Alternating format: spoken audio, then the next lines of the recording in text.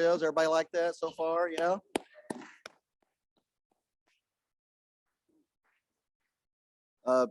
Thank you for indulging us with our Jeans and Barbecue Day. We really appreciate everybody playing along. And thanks to the Clinton Center staff for working with us and to Karen Fetzer for making it all happen. Really grateful that we could tie it into our program today. So appreciate everybody. Want to thank the greeters today.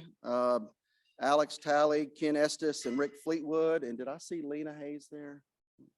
All right, there's Lena back there. Thank you guys. And Greg McCarroll, appreciate you guys for all you do to make our experience when people come here so special. That means a lot, and it's very important that we continue to make people feel welcome when they come here. Did you know today is John H. Johnson Day, a new state holiday honoring the contributions of Ebony and Jet magazine publisher John H. Johnson of Arkansas City. November the 1st is the date the first issue of Ebony was published. Next, Pam Hathaway will introduce our guests, and Molly McNulty will introduce and welcome our newest member to Club 99.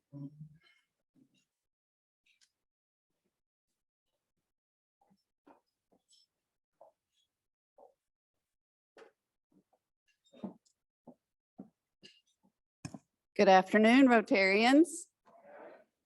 Thank you. That's such a nice response. I appreciate that. I'm going to introduce the guests that we are having today. And as per usual, we would ask that as your names are called, you stand up and remain standing with your Rotarian. And at the end, we will welcome you all with a warm hand of applause. So for our first guest, Mr. Jim Daly is being hosted by Rotarian Hank Kelly. We have Mr. Bill Fitzgerald today as guest of Tammy Davis. We have Chapman Cousins today, guest of Chris Serrato. And we have Guy Choate today with us as guest of Laura Nick. And in addition, we have some visiting Rotarians as well. From the Little Rock After Hours Club, we welcome Greg Henderson and Matt Buey. We are so glad that you're here today.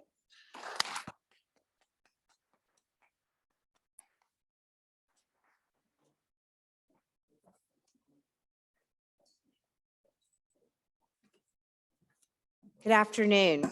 I'm pleased today to introduce new member Hope McConnell, who join us in front of the podium, please, with his sponsor, President Denver Peacock.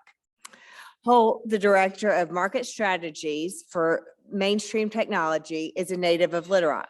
He graduated from the University of Arkansas with a computer science degree in 1983 and has had a distinguished career in the B2B technology marketing and public relations for the past 20 years. With his extensive experience, Holt has led the analysis, development, and execution of marketing strategies for several Arkansas-based IT and data companies. He has worked with Category 1 Entertainment and Fried Green Media, served on the Wesley K. Clark for President campaign, and was integral in the fundraising efforts to restore historic Lamar Porter Field. Since 2014, Holt has served as Director of Marketing and Digital Strategy for Mainstream Technologies. And in his spare time, he enjoys music, fishing, and hunting. He and his wife, Rochelle, recently celebrated their 31st wedding anniversary. We're so glad you've joined us in Club 99, Holt. Welcome.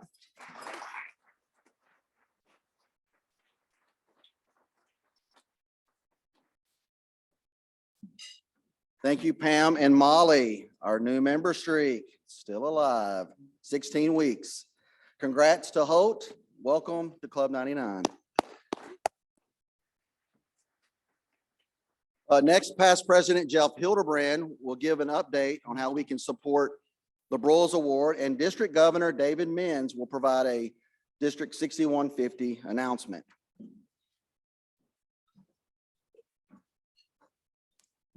Thank you very much, Denver. Rotarians under Denver Peacock's leadership for this year, we're happy to announce that Rotarians will be offered a special opportunity to attend the 27th Annual Broyles Award at a discounted price. In 2009, the Broyles Award was a regular event and project for Club 99 with financial support and volunteers from many Rotarians until 2017. In 2018, the ownership of the Broyles Award was transferred to the Broyles Foundation. The Broyles Foundation not only puts on the Broyles Award, but proceeds from the Broyles Award helps the foundation fund programs for caregivers who care for their loved ones who either had dementia or Alzheimer's. Recently, my family lost our mom to dementia, and the help and guidance we received through the Broyles Foundation was invaluable and gave us direction on how to deal with this incurable disease. Today, as many as you know, the Broyles Award is a major national Division I assistant football coach award that has continued to be supported by many Rotarians through financial support and through volunteerism. Each and every Saturday during football season, the Broyles Award is mentioned on many social media outlets in regards to previous winners who are head coaches today. Examples are Kirby Smart at Georgia, Lincoln Riley at USC, and Gus Malzahn at Central Florida. Also, there are assistant coaches mentioned that are today assistant coaches who could be nominated and could be a finalist in 2022. Our awards luncheon ceremony will be held Tuesday, December 6th from 11:30 till 1 o'clock. It's at the State House Convention Center. Tickets are $175 each, but for Rotarians only, they can be as low as $75 for a regular member or $100 for the Legacy Rule of 85 members. As many Rotarians can attest, this is a first-class event with the previous year's Broyles Award winner in attendance, as well as the 5 finalists. The event is emceed by the creator and founder of the Broyles Award, David Basil, and he's assisted by former Pittsburgh Panther, All-American, and Washington Redskin, although I don't think I can say that now. I think it's Washington Commanders, All-Pro Mark May. This morning in the Rotary newsletter that was emailed to everyone, it detailed the information to sign up for the 2022 Broyles Award. I'm sure this will go out several times over the next several weeks, but our deadline for processing these discounted tickets will be Tuesday, November 22nd. I hope to see each one of you on Tuesday, December the 6th at the Broyles Award luncheon. Thank you.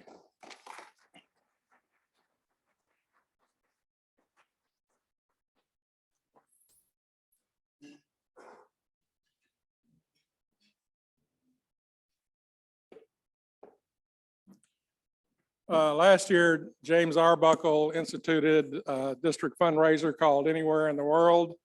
The district made a good amount of money on it and it was fun, so I decided to do it again. I announced that the drawing would be on October 29th, but that turned out to be a Saturday and there's nobody around. So I took presidential privilege and moved it till today. And we were going to do it electronically, but I'm not smart enough to figure that out. So as usual, Karen took all the names of people that bought tickets, cut them up and put them in a box. So we're doing it old school. And I need somebody that's high profile to make the drawing. And Jerry, why don't you make the drawing? Go over there and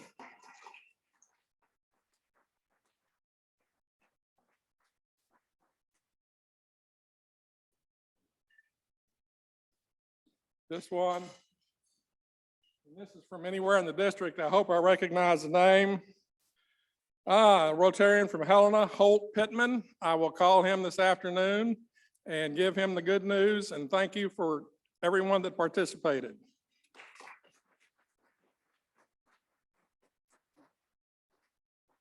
Thank you, Jeff and David.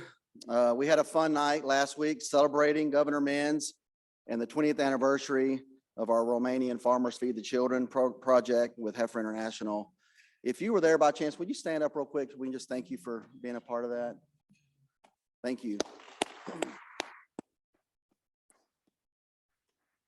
Next week, we'll have a special Election Day panel with moderator Roby Brock and panelists Rex Nelson, Robert Kuhn, and Charles Blake. We have several Club 99ers running for office this year, so good luck to them and all the candidates. Speaking of high profile, Rachel's section had a really nice feature on our member, Jerry Damereau. So if those of you who haven't seen it, it's really cool. A really nice nod to UA Little Rock Centennial Campaign. So be sure and check that out. We have a lot of UA Little Rock members in our club, and we want to be supportive of all they're doing. There was also a really cool photo section on the Camp Ottersgate Fish Fry. Many of Club 99ers were featured. So again, thanks to all of you for your support and service in our community. As many of you know by now, during our La Petite Roche Tricentennial, I will spend my year as president telling unique stories about our region's past 300 years. With Major League Baseball in the midst of its 118th World Series and the Hogs battling through another season in the SEC, I thought you might want to hear about Little Rock's special connection to our nation's pastime and to our beloved Razorbacks. Little Rock Central High School deserves its own Illuminating the Rock story. But did you know the land occupied by the famous high school has an additional interesting history that predates the grounds of this historic school? Ownership of the real estate that makes up the Central High neighborhood can be traced back to land patents issued in 1834 by the U.S. government that transferred 160 acres to the first president of the Arkansas State Bank, Jacob Brown. His two daughters and only heirs transferred ownership to Alexander McDonald in 1870. Among other key roles, McDonald led the effort to build the Bering Cross Bridge, the first railroad bridge across the Arkansas River. Those rail lines still make up the west boundary of the Central High neighborhood. By the way, McDonald also built the McDonald House on Lincoln Street, which is now Cantrell Road overlooking the Arkansas River. That house was later known as the Packet House and it now is the site of the present day 1836 Club. McDonald and his business partner, D.W.C. Wheeler, platted the land that became a popular private park known as West End Park at the end of a trolley line in what was then West Little Rock, long before the trolley line led up to the Old Forest Park. A baseball field was built on a portion of West End Park in 1894 and was home to the Little Rock Baseball Association, later renamed the Arkansas Travelers, and before they relocated to Ray Winder Field. The state's first illuminated night baseball game was played there on July 13th, 1894. Several Major League Baseball teams played at West End Park in the late 1800s and early 1900s. The Boston Red Sox, with famous pitcher Cy Young, attended spring practice at West End Park in 07 and 08. And the New York Yankees, with Babe Ruth, Lou Gehrig, and Bill Dickey, one of the names on the Dickey-Stevens baseball field where the Travelers play today. They played two exhibition games on April the 9th, 1929, and April the 7th, 1930. The St. Louis Cardinals, I know they're revered by many of you in this room, they played there as well. Following the death of Southern Baseball Association President William M. Cavanaugh in 1915, the baseball field was later renamed Cavanaugh Field. The famous Little Rock Boulevard, with its windy turns to support the newly established and expanded trolley line, bears his name as well. From 1907 through 1930, it was also home to early Arkansas football, long before the University of Arkansas played at Quigley Stadium and later War Memorial Stadium in Little Rock. In fact, during its first 2 years at West End Park, going 0-2, they were still known as the Arkansas Cardinals. In 1909, though, after a big win in Memphis against LSU, the Arkansas football coach, Hugo Besdick, faithfully called his players, quote, a wild band of Razorback hogs. So what's the connection? Well, their next game as the newly nicknamed Razorbacks was at West End Park. Their first ever game as Razorbacks. against the Washington University of St. Louis. Wins that year against powerhouses Oklahoma, LSU, and Washington led to them being named the unofficial champions of the South and Southwest. The nickname stuck, and the student body voted to change officially the mascot to the Razorbacks for the 1910 season. That year, the Razorbacks beat in West End Park LSU 51-0. The name firmly cemented now for decades to come. But it wasn't until the 1920s, though, that calling the Hogs became a tradition, with some of its earliest chants at big Little Rock games at West End Park. And I suspect if you listen closely, you may hear echoes of Woo Pig Suey there even to this day. And that's our Illuminating the Rock story for this week.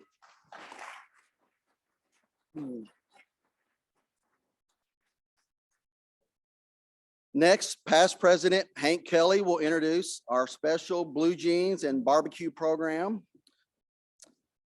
Come on.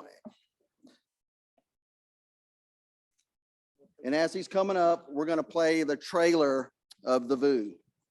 Thank you. Thank you. Let's do it. Can't complain. Our life is something. Life at the runner. Y'all know about this?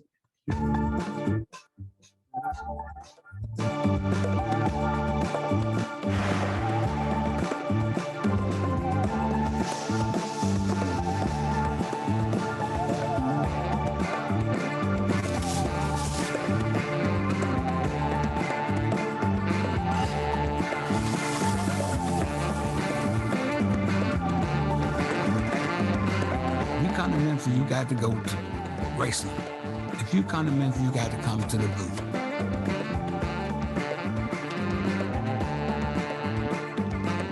You could drive all over Memphis. I don't care how far you drive. You never run out of the smell of barbecue smoke. See, this is real barbecue, and this is why you come to Memphis, Tennessee. Welcome to the rendezvous. If you're gonna talk rib today, recording, you're gonna have to talk rendezvous. This is the place that invented dry rub ribs. No one was doing this before they were. It's the uniqueness of it being in the basement, going down through an alley. When you first walk into the rendezvous, you're taken in by the aroma. But if you glance around, you see history abound. He said, this is Elvis Presley. He said, you like barbecue ribs? I said, yeah. There's a place called the Rendezvous. Eccoci Vergos, apri il rendezvous. Everybody loves the rendezvous. You know, there's been songs written about it. There was more to the barbecue itself than just cooking the meat. It's personality. Percy, Big Jack, bring some more of those dry ribs. They used to kid me. They'd say that I got my mail at the rendezvous. First person I met there was Percy. Percy said, I'll take care of you, man. No problem. It's just, but the way that people treat you. I mean, Percy, any of the waiters that I've had forever, they, Coach, how you doing? Loved your game. I saw this, I saw that. What brings y'all to Memphis? Boone and Elvis. Well, how about me? They were the most respected people in town. You didn't have more connections in Memphis than a waiter at the rendezvous. When you talk about these rendezvous waiters, you talking about Memphis. We was all family. Whatever happened, we did it together. Now, this one was left over from the pre-rehearsal dinner of Prince Harry and Prince William. Paris may rendezvous, but they ain't got no rendezvous. You know what I'm saying? 4 times when I was president, Percy brought ribs from the rendezvous, put it on Air Force One. There he is standing there with the ribs, and I'm home again. We always walked in this place together, and we left this place together. Once you become a rendezvous guy, you stay the rendezvous guy.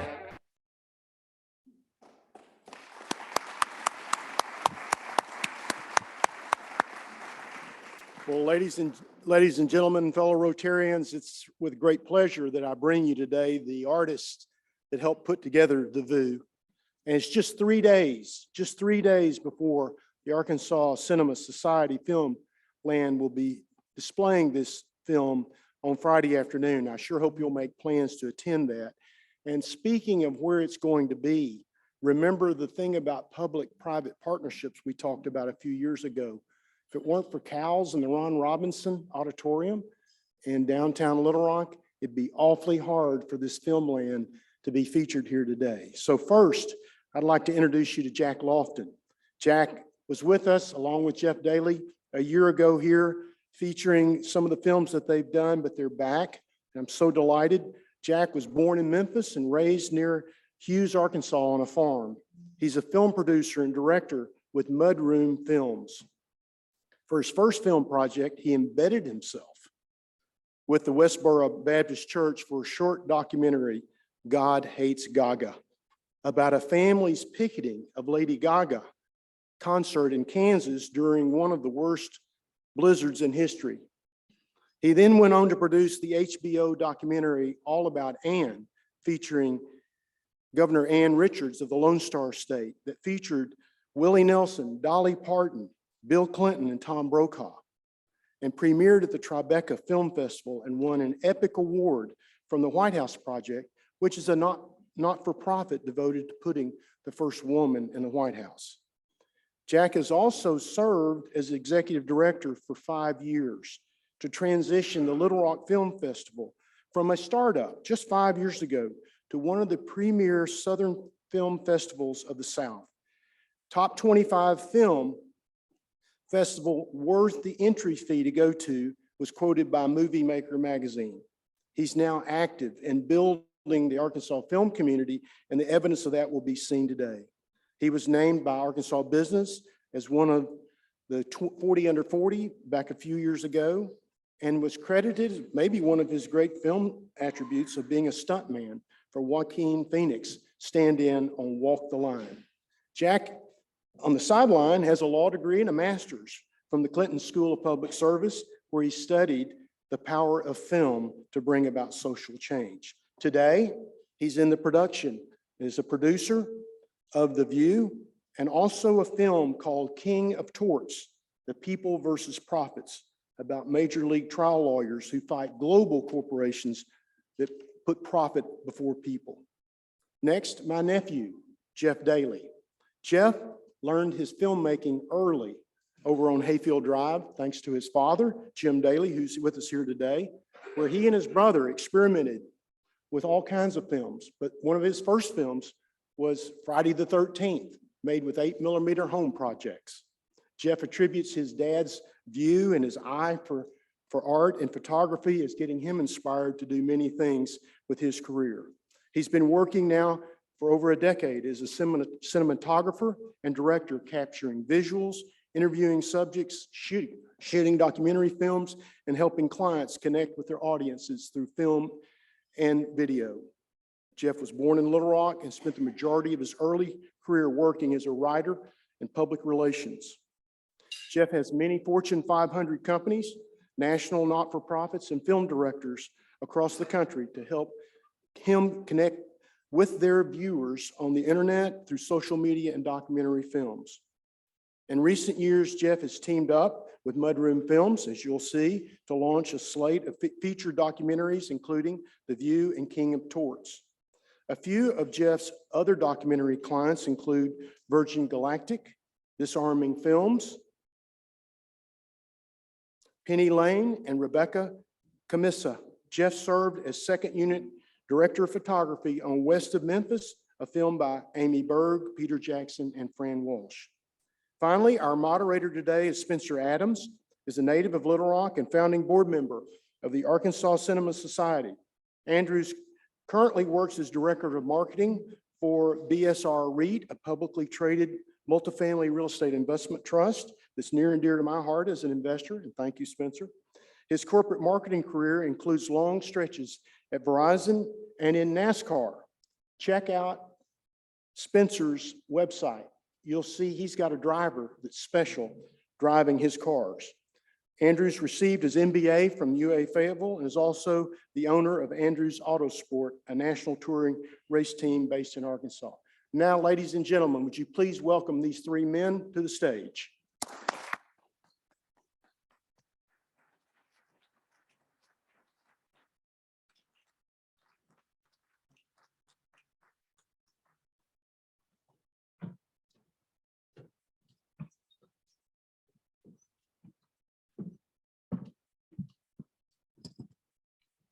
right, can everybody hear me okay? First off, raise your hand if you have ever eaten at Rendezvous. Okay, that shows you how incredibly relevant this documentary is. I know I went there 10 years ago. It was a bachelor party for film director Jeff Nichols, and that's about all of that night I can really talk about, but it was a lot of fun. So I got a chance to watch this film last night, and I could not go to bed after it because I was so excited to talk to you guys. It's just incredible and so deep. And I am so glad that we have people who are local, regionally here to tell these types of stories. This is something that ACS, which I'm a board member of, is focused on, creating an environment where people can work in this industry and tell these stories. And if everyone here had just watched the full documentary, they'd all be standing up clapping for you. And I hope that happens on Friday when we show it. Started out, I'll just ask you guys, where did this come from? How did you get dialed in and at Rendezvous and start this process? Well, after my first film, which was on Ann Richards, I had to take a break because indie filmmaking is tough. But Jeff and I started meeting, and we'd probably meet twice a year for a few years, and we'd talk about ideas. And I was putting together my plan for the next year. I was going to do a film the next year, or we were going to do a film the next year. And we saw an article called 100 Years of Ribs that was about Big Robert and Percy. 52 years, 48 years together. They had 100 years of working at the Rendezvous. And I grew up going to the Rendezvous my entire life because I lived on a farm right across the bridge. And never would have wanted to do a film, like a food movie on the Rendezvous. But whenever we read that article, it just clicked, and it was about the humanity. It was about these men's lives and what they devoted to the restaurant. So I called Jeff. Yeah, and 2 days later, we were filming in the Rendezvous. So it was it the 23rd or something like that? It was right before Christmas, but we got to capture one of these gentlemen's last nights, and it was just spectacular. But I say kudos to Jack because he fearlessly called the owner of the Rendezvous and talked him into it, and we were on the ground 2 days later. And who was the owner at that time? That's John Burgess. Okay. So this, one of the phrases I hear in the documentary, and this is a little weird to say, but the restaurant's Greek owned and Black operated. That's what they talk about, and it's pretty impressive to see the convergence of those cultures and those families supporting each other and raising each other's families to greater heights. So I really think this documentary plays into that. Talk a little bit about the timeline, because this did not happen in 6 months. So what was the timeline like, and any challenges you faced because of that? Let's just say it had a long gestation period. So what was it? It's a marathon, because you've got, well, number one, we wanted to actually capture not just interviews and not just, talking head type footage. You wanted to capture real footage. We got into the homes of some of these men. One of the waiters, the one that we see as last night, he actually has a room in the middle of his house with him and celebrities on every single wall. Like every wall is his ego wall, whatever people call it. But we got to see the struggle and the change that was happening with the restaurant, with the generational change, because kitchen managers were fighting. The family itself had their own conflict, which, it's a family within a family. We saw a busboy. Is he going to make it? Is he not going to make it? And to capture all of that, we kind of had to be in the right place at the right time. There's a Christmas sequence that I missed 2 Christmases, thanks to my family. They're very nice. I didn't give them any presents those years.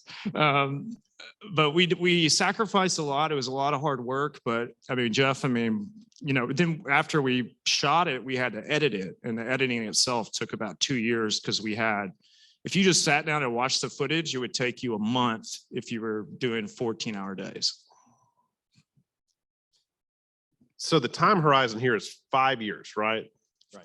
5 years? 5.5. And one thing that jumped out to me after watching it is that it wouldn't have been so good if it wasn't 5 years, because you're capturing these life moments. There's health struggles, there's fame, there's deaths, proposals, there's everything in this. And it's so deep the way you all tell that story. Well, Oh yeah, we have Bobby's sequence we can play too. let's do it. Yeah. So we have a sequence here that's Big Bobby. He's the kitchen manager, and it shows a little bit of sort of the humanity and the philosophy that we tried to inject. Yeah, and I want to add one thing on that. I think a lot of people, whenever they hear that we did a movie about the Rendezvous, they think, oh, it's going to be all about barbecue. It's going to be kind of Cracker Barrel. Yeah, right, right. And we didn't want to do that, and we also didn't just want to do a cursory approach to it. And so I think there's probably less ribs in this piece or in this movie than a lot of foodies would like.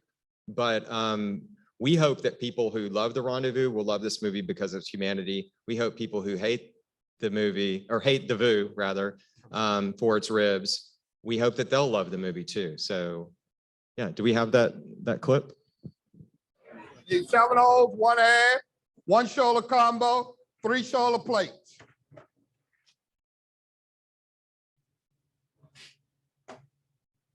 No gas. No, it's all cooked original, charcoal. See how it is right there? It's all original. We don't use a barbecue sauce. And we don't put anything on our ribs until we get ready to serve it to the customers. You see how he's basting the ribs now? As long as we cook them, we're always basting. So pickle juice, vinegar, and some of our Rendezvous seasoning.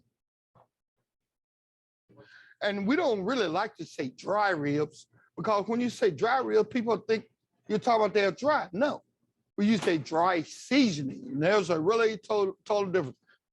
You'll be surprised the customer may not like, they'll come in and say, well, they'll take a bone, they'll eat a couple bones. Oh, these ribs ain't right. They don't taste good, and eating off the same piece of meat. You know, you don't, to me, you don't eat a couple of bones and then all of a sudden decide, well, these ribs ain't no good. Maybe 1 bone, okay. Maybe 2, I'll go with 2. But when you go over 2 bones, I think something wrong with you, and it ain't the ribs. But Charlie honestly made me take my job. Did you give me that shoulder combo? I didn't get the shoulder combo. All right. He forced me into it. He said, well, you said either you come out here and run my pits, or either I'm gonna put somebody else in charge of you. 3 shoulder plates. Yeah, and 1 shoulder combo. When I was 13 years old, I started busting tables. Like I said, I'd bust tables. I served a bar. And, you're not supposed to touch beer and different stuff at 13 years old, but you did it here at the Rendezvous. I do a little everything. Go upstairs, please, and tell Henry to come on down here, please. I went outside, and you can't do nothing if you don't have a good crew. I'm talking. I got 2 of the really, I can say, best top cooks that's back here now. That's Henry and Louise. They're good. I don't have to tell them their job. They know what to do. Although Henry be late, but he come to work. Jack was my daddy, because he stayed on me. One for him riding me the way he was, I probably wouldn't be sitting here today. Well, you tell the dentist to stop pulling your teeth. You can pull them tomorrow and come on in. Tell them put them back in your mouth and come on to work. That's all. When you came in the Rendezvous, people got on you and wanted to see you do the best. Don't start this shit. Because you're gonna have to work if you don't show up. Y'all gonna run me off one day. Y'all keep it on. I know y'all don't care, but one day all y'all gonna miss it.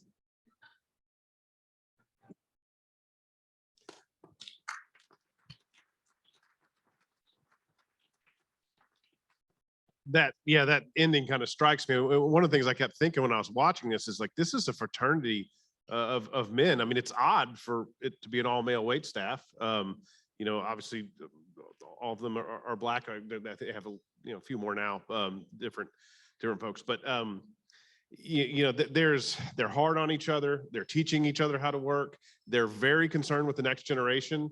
They're very proud of their work, and they're making good money. Like, they were making 6 figures back in early 2000s doing this. This is not, just I mean, this is a job to achieve for them where they become legendary and world renowned. Yeah, just incredible how you guys have captured all that. So I want to ask how you got all the people who are, I mean, really just the celebrities that are contributing to this documentary, because right off the bat, you're seeing Roy Williams, the basketball coach, John Daly, the golfer, ZZ Top, Rolling Stones, George Bush, Archie Manning, Bill Clinton, Al Gore, Peyton Manning. My God, how do you interview all those people? I mean, how do you find them, and how does this work? Well, it's the same thing. Jack can knock down a door with finesse and grace, and there's a fine line between persistence and being a pest, but I will push. And so, yeah, some of them random, I had a used car dealer that got us John Daly through I think Senator Keith Ingram, we got ZZ Top because it took about a year. President Clinton took about a year, and we missed him twice. And I think we were actually filming in Houston, Jeff and I were on another project, and President Clinton was coming into town for the Ruth Bader Ginsburg event. I'm like, okay, he's going to be in town. And we called him we got in touch with his people, and they set it up. But there's so many people that love the restaurant that are famous. And, they were glad to donate their time and to us and for the film, because they truly do. They have memory, they love this place because a lot of their life and their families' memories were in the restaurant. So this question would be for you, Jeff. What would be maybe your favorite shot from this documentary? I mean, I know which one was mine. I was talking to you earlier about it. It's Johnny, the bus boy, on his bike. I mean, he has to, ride in. I mean, it's a 10-mile round trip. That's how he's coming in. And it's just a metaphor for his life, riding a BMX bike down the downtown streets of Memphis at all hours of the night, going to and from work. But what are some shots from the movie that you'd like us to hone in on or think about, or that were special? Well, so there probably are 5 or 6 different people that shot on the film. So I shot on it. Jack, to his great credit, didn't really enter the film learned how as to a shoot, shooter, but he has some really brilliant shots and scenes in this movie. And we wanted this to have a cinematic look to it. We wanted it to be something that stood apart, that it wasn't just like not slamming Food Network, but that had an element of sophistication, or what that sounds cinematic, yeah, to make it feel like a movie, to make it not feel like you're watching a commercial or a documentary just about the rendezvous. So you see a lot of tight shots, you see a lot of just shots that you would see in films. We would get enough coverage, and Jeff's such a fantastic cinematographer that I think a lot of what you capture is just beautiful and it works. And so, thank you. Shooting through smoke, you're in a dark kitchen, but sometimes we made it a little more gritty than it even was. And Memphis grit and grind. How do these guys have any lungs that work anymore? Because it's so smoky in there. And the first day I met little Johnny, we shot on his bike. Jack did some great shots at night with him, and was up at 1 a.m. shooting in the streets of Memphis and having him ride his bike through the streets. But I did this, we collaborated on some others, and he's doing a wheelie and all unprompted. And so I think that's part of it too. There's being in the right place at the right time, organizing it, but also just getting a little bit lucky. No, most definitely. Well, let's talk a little bit about where you're at in the process. So it takes 5 years to put this work of art together. You have your Arkansas premiere coming up at 3:00 on Friday here. It's been shown some places, it's scheduled to be shown at others. What is the schedule for the documentary? We thought it was right to open in Memphis, and Memphis has a pretty respectful film festival called Indie Memphis, and they actually are a satellite for Sundance. So they have a lot of top films that are there. And so we world premiered it at Indie Memphis, and then we were named the best of our category. So we won an award there. And it was the juror, Larry Karaszewski, who I actually follow on Instagram randomly. And Jeff and I were at the after party. We didn't go to the award ceremony like cool kids, and we're not going to get our award. Not really. We would have gone. But we were at the after party. Larry Karaszewski comes in, and he's the writer who did Man on the Moon, The People versus Larry Flint, Ed Wood, Dolomite. And I was like, hey, Larry. He didn't know who I was. He's like, who the hell are you? I was like, I'm the guy who did The Rendezvous. And he's like, y'all won. And he called it a beautiful American film. And he's a, Oscar winning type guy that comes to Memphis every year. But now we went to Austin. So we're playing Austin next. And we had, I got to get down there tomorrow. Really? And then we play on the 4th. And then we go to New York for the biggest documentary film festival in the country, which actually has an industry there. So it'll give us a good opportunity to get publicity, to sell the film. So we're in the process now of, basically we got it in the festivals. Now we need distribution. So we leverage what we have to sell the thing. So the film's at 3 p.m. on Friday, Yes. and we would love to have each of you out there. But this is part of Filmland. So this is a part of the Arkansas Cinema Society's Filmland. It's the 5th year for Filmland. Every year we go, I'm blown away just by the high quality films and the numbers of films that have come through that have been Academy Award nominated or even won is pretty spectacular. And so I would say, really even if you impressive. don't come to see our film, get your friend, get your family, go out and see a couple of films at Filmland this coming weekend. It's because it's a big deal and it's really special for our community. Now, I'll expand on that a little bit. The programming for Filmland starts on Wednesday. It's all at Cal's Ron at Robinson. It goes all the way through the end of the day on Sunday. Some of the big shows that we have is Empire of Light, The Nanny, which won Sundance, and The Inspection, which is Thursday night. And this is one of these things, as I'm not the artistic guy or the film buff, I'm the business guy, the marketing guy on the board. And I'm like, what the hell are these names? Why do I even care about this stuff? And in 3 months, they are absolutely the talk of the town, and you've seen it before anyone else. So this is a curated festival in that regard. On Saturday, we have the cinematographer who did like Old School and Something About Mary, a lot of the great comedy movies that we remember, American Pie, and his name is Mark Irwin. And I've got, Patricia or David Arquette and Patricia Arquette are, screening the show on Sunday. We also have a ton of workshops. I mean, a couple of things I want y'all to know about Filmland and ACS. Filmland is obviously a film festival, but ACS, really part of our bread and butter is educational programs. They're very active in the school district here. We're showing a lot of shorts by actual teenagers and folks who have done them around the state. But this is a very financially solvent organization. We're not out here asking to raise a bunch of money for our nonprofit. We just need you to show up and watch these shows, and we're going to handle the education part year round in the community. And that's one of the things we're doing really well. So it's really impressive. I've had the opportunity to serve as a judge and watch a lot of the Arkansas films over the last few years, and I think ACS has helped to create this energy and this buzz where I think there's like 40 Arkansas films playing this year, and they are good. And so they're in person and then on demand. You can watch the films, and we actually have a slide where I think we have 2 slides depending on how much time we've got left. Yeah, but that's the slide for the VU, which is going to show Friday at 4 p.m. at Filmland. 3 or 4? 3. 4 Eastern. Yeah, there you go. Yeah, I'm in Austin on the 3rd. I'm driving back for the 4th. Yeah. We're on the 4th at 3. Okay. The 4th at 3 o'clock. Yeah. Thank you, sir. And then we also have the ACS schedule slide where you can take a snapshot of that and pull up everything that's going to be playing at Filmland.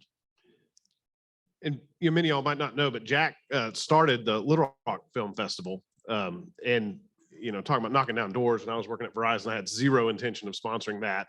And you got in there, and I sure as heck did after I met you and the Renault brothers, one of them we lost this year doing incredible work documenting the conflict in Ukraine. Anyways, what ACS is bringing in the wake of the Little Rock Film Festival is, more education, a bigger built out board. I mean, Jack had the energy and the networking. I mean, it was a really good festival that then kind of grew into ACS. We've done some work. We've just passed some legislation for film credits because we really didn't have a very good tax structure for films being shot in the state. I know one of my best friends, Jeff Nichols, has had a lot of trouble making it financially reasonable to shoot his movies here in state. And then we're also just creating that network where people who go and make it in this industry can come share their art back home because they really just want to make folks proud here. I've heard this many times. And, Jeff used to come back here, and I remember doing Take Shelter, the movie. We did the screening of that, and there was 40 people there, not many. And that movie had Jessica Chastain, and it's written and directed by an Arkansan. And then now that we have the structure of ACS, now he brings Jessica Chastain here last year, and now we pack out, a theater for several different showings. So the climate's a little better now. I'd like to open it up for questions. If anybody has any questions, we'll keep talking here, but on Rendezvous, yeah, go ahead. Exactly. Keep trying. We're going to be in New York next week, and we were there last year as a part of the Doc New York City program. We were meeting with executives from distributors and sales agents, and this year we're going to be hitting all those same companies and with a couple of prayers on the side. And we hope to distribute. We hope to have. The goal here for us is to make a living shooting, producing documentary films. It's a steep climb, but we have partners who have invested in our film and helped make this thing happen. And now we're just trying to close the deal and sell it. But we couldn't have done it without the community. And, this is a Memphis film, but there's even people in this room, like my friend over there, Chad Brown, who helped support us. Because you need, the F in filmmaking stands for fundraising. And without that, you have, you can go out there and hustle. And that's what we did. A lot of it was elbow grease. But it takes the community, and we're very appreciative to have had the support that we got here in Little Rock, and people like Denver and everybody else. And the Arkansas Cinema Society. And the Arkansas Cinema Society. Filming. Yeah, those credits, when I watched them in the movie, it's Little Rock person after Little Rock person after Little Rock person. I'm like, I know that guy. It's awesome. So had a question back there.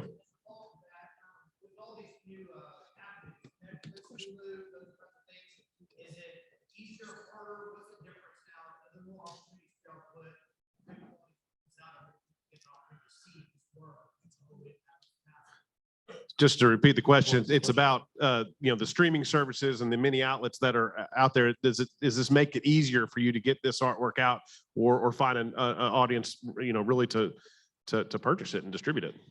Yeah, I could talk for about 30 minutes about that, but there's more content being made than ever before, but it's being made by fewer players. And COVID did to the film industry what streaming did to the music industry. So it kind of crushed the middle a bit. So to see stuff coming out of Arkansas, to see these indie films that are coming here, it's truly a blessing to our community. And what we have to do is, get support from below, because we're working from the bottom up. And because we're not 4-time Sundance winners or Oscar winners, which is most of who's getting opportunities from Netflix and HBO. So we have to prove ourselves. And we're actually, we're talking to some people on some projects that can greenlight it. So we're excited for the future. We're going to keep making films. I think that's. But at this point, we don't know where it's going to land. So we'll let you know. We'll holler at you. I'm convinced you're going to get on the black on this deal. You're going to find distribution, and you're going to save the Rendezvous for the next 70 years after watching it. I'm serious. This restaurant's going into its third generation, and it's an incredible small business story, and y'all capture it so well. One of the things I love seeing, with our local folks that have kind of made it in this industry and ACS is just the networking that's out there. You provide, kids in this town the ability to see that they can work in this industry. You show folks, who are not film buffs like me, that there's, this is a big business, and we need to have the legislature involved. And we don't want, I can't imagine someone from New York or LA trying to tell this story, because they would do it wrong. And you all did it so well because you know it. And we need people out there from here making art about our region of the country. So, okay, we got about 5 more minutes here. Ma'am.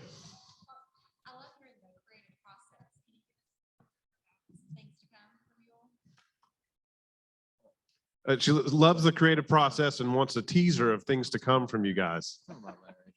Okay, let me tell you about my cousin. His name is Larry Porter Chisholm, and I'm Jack Porter Lofton. So I share a great grandfather with him. He has been on the run the longest in history from the FBI and the U.S. Marshals. So that's in my blood. So I guess that's why I'm a little crazy and why I do this film stuff. But he broke out of 2 jails, 2 prisons. He hijacked a plane. He robbed a bank the next day without a gun for $250,000, and then disappeared. And they haven't been able to find him. So we've been talking to the U.S. Marshals, and I told him, I said, listen, guys, right now you got a catch me, but you can't situation. Don't you want to turn that into a catch me, but you can situation? And they said that they're interested. So we're going to try to hunt him down and tell his story. Yeah, it's insane, but the whole story is. He was left at a rest after he had escaped. He was left at a rest park by one of his girlfriends with nothing, and he had to start all over again. There's all these crazy stories where he locked the sheriff up and stole the sheriff's car in the cell that he was in. It's crazy. But entertaining. And so we're going to shoot it cinematically, and then you'll also get to see us hunting, and you'll get the history of the U.S. Marshals. You'll see the history of the FBI. I think it's actually a win for them when they need one. Plenty of content around here for folks like you to grab. You.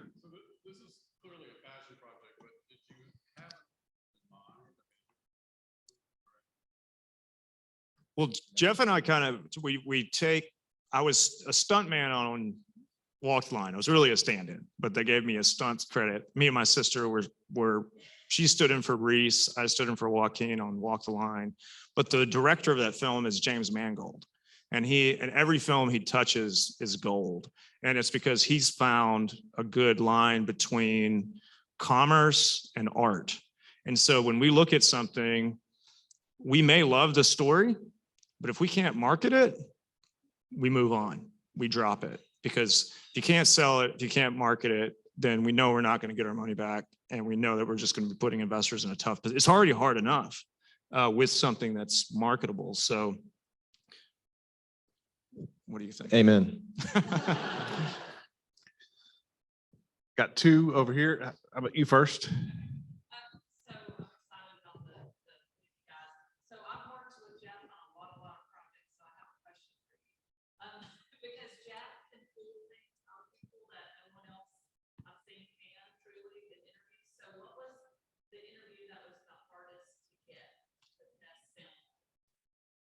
Grandmas.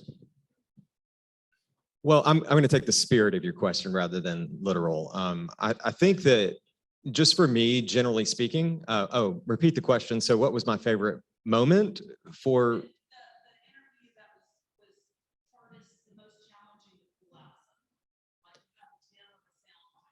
Yeah, so I think just being among these people, being among these men who have, born in the 30s and 40s, and then worked 50 years at the restaurant, being in their presence, being in their homes. And there's this one there's a gentleman named Percy, and he's just sitting back in his recliner.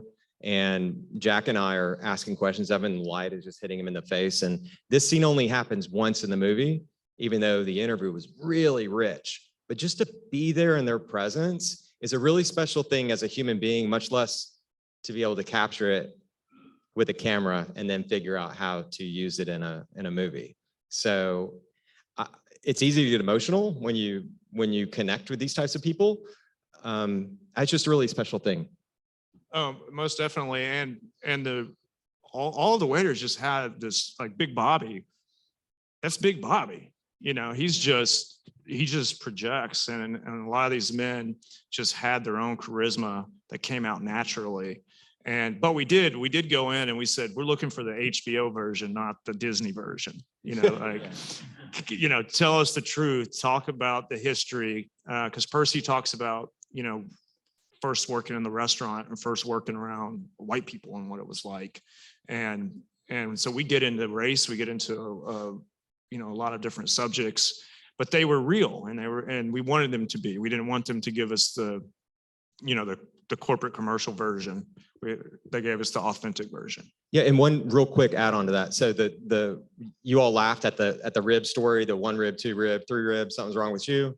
That just happened because Big Bobby was standing there, and I went up and set a camera on a tripod and put a 50mm lens on it and just sat there and started talking to him.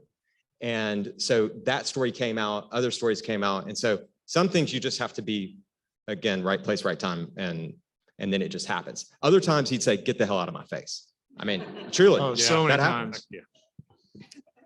Not today. Right. End on that. Yeah. One over there. All right. Pam's gonna make me go over one quick one. Gotta make it quick.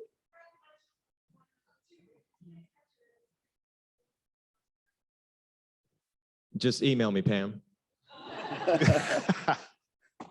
All right. Hey, thanks so much, guys, for being with us. Hank, Spencer, Jeff, and Jack. That was awesome. Lily with Cinema Society, thank you for being here. My wife, Melissa. I have a quick story. Being a Delta boy growing up in McCrory, we used to go to Memphis all the time. So when I worked at the White House, it was really special for me to be able to work with John and Nick Virgos, who the 2nd generation, their 2 kids are running the 3rd generation. But we used to get barbecue ribs and put them on the White House press plane. So that was anytime we went to Memphis, there was a call to Nick or John to make sure that we could get ribs with the press too. It wasn't just the president that was eating the ribs. Next week, we got a special Election Day panel with Roby Brock, Rex Nelson, Robert Cooney, and Charles Blake. This year, we're giving Bookstar speakers. We're going to also give a selection of these books connected to Little Rock authors in your name at the end of the year to our Little Rock School District Elementary Schools and Resource Centers. So your name's in these, and I want to thank you for being part of today's program. We've got some Illuminate the Rock pins as well. So let's take photos after, but for now, I want to thank everybody for being here, and we are adjourned. All right.